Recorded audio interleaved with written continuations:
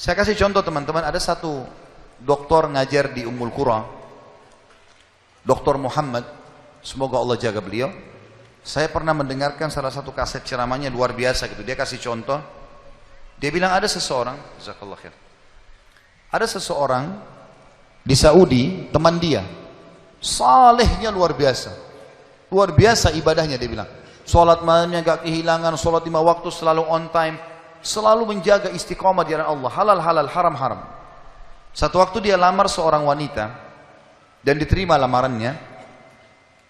Pada saat sudah mau menikah, gitu kan, kurang lebih ditentukan jadwal, kalau saya tidak salah itu 3 bulan dari waktu itu akan menikah. 2 bulan atau 1 bulan sebelum pernikahan, tiba-tiba perempuan ini batalin pernikahan. Tiba-tiba batal pernikahan, nggak jadi nikah. Laki-laki ini bertanya kepada calon mertuanya, ada apa? Saya juga nggak tahu. Ditanya perempuan ini oleh orang tuanya, kenapa nak? Malu keluarga? Enggak, pokoknya saya nggak mau nikah sama laki-laki ini. Bersikeras si perempuan tidak mau nikah. Kata Dr. Muhammad, dia bilang, saya setiap kali ketemu sama teman saya ini, teman saya selalu berdoa. Saya dengar doanya, ya Allah kembalikan wanita ini pada saya suka sama dia. Luar biasa merengeknya sama Allah, gitu kan. Dan saya saking kesian sama dia, sampai saya mengatakan, ya Allah kabulkan buat dia. Luar biasa dia mohonnya sama Allah. Tapi uniknya kata Dr. Muhammad, enggak dikabulkan, enggak dikasih sama Allah. Sampai tiba hari H pernikahan yang ditentukan tanggalnya, perempuan ini akhirnya memang dia tunggu waktu itu. Ada laki-laki lain lamar, diterima sama dia. Diterima pada saat itu. Diterima lamaran laki-laki baru.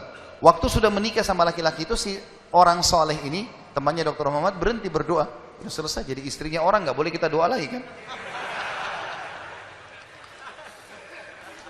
Maka Dr. Muhammad mengatakan, saya justru bertanya-tanya pada saat itu, di mana bentuk kasih sayangnya Allah kepada teman saya?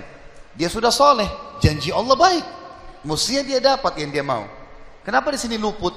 Nah ini yang saya bilang di poin ke-11, Allah selamatkan dari kerugian dan bahaya. Ternyata dia bilang, justru setelah perempuan itu nikah sama laki-laki yang jadi suaminya sekarang, saya baru tahu bentuk kasih sayangnya Allah pada teman saya. Karena ternyata baru sebulan menikah, perempuan ini periksa ke dokter, dia punya sakit di dada sebelah kanannya, maaf di payudara sebelah kanan. Dokter memvonis kena kanker payudara yang kronis, harus dipotong. Sebulan menikah, payudara kanannya dipotong. Bulan kedua, kanker itu sudah menyebar ke payudara kiri dan dipotong dua-duanya dalam 2 bulan pernikahan. Bulan ketiga, ini kejadian nyata. Bulan ketiga, ternyata perempuan ini punya masalah di urat saraf di bagian otak belakangnya, sehingga membuat kedua matanya buta. Dan bulan keempat, wanita ini meninggal dunia. Kata dia, Dr. Muhammad bilang, subhanallah, kalau teman saya yang jadi suami dia, maka dia tidak akan menikmati pernikahan. Tapi Allah selamatkan dia dengan caranya. Jadi kadang-kadang ada yang luput dari kita. Kita sudah mohon sama Allah, Allah belum kasih. Kalau Allah tidak kasih, teman-teman, yakin itu baik buat kita. Jangan sangka buruk sama Allah. Sebaliknya, kalau kita minta sesuatu yang besar kepada Allah, tidak ada yang mustahil. Yang penting kita merengek dan manja kepada Allah.